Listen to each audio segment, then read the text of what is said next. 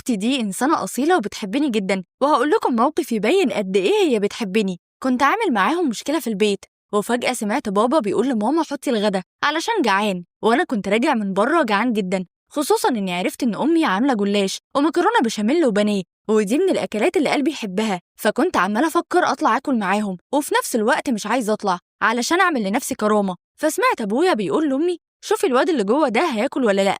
فعملت نفسي نايم، فامي بتصحيني وبتقولي مش هتاكل. قلت لها لا هجيب اكل من بره. راحت قافله الباب وخرجت. فاختي طلعت تتغدى معاهم، فبتقول لهم هو فين احمد؟ فامي قالت لها مش هياكل. فاختي قالت لهم ليه؟ الزعل ملوش علاقه بالاكل، المفروض كنت تجيبيه ياكل معانا. فامي قالت لها دخلت قلت له قال لي هجيب اكل من بره. فلقيت اختي بتقول لهم انا هقوم اجيبه. راحت فاتحه عليا الباب وقالت لي احمد انا عرفت انك هتجيب اكل من بره، طالما هتجيب اكل من بره بقى فانا هاخد حتتين البانيه بتوعك. وقفلت الباب وخرجت.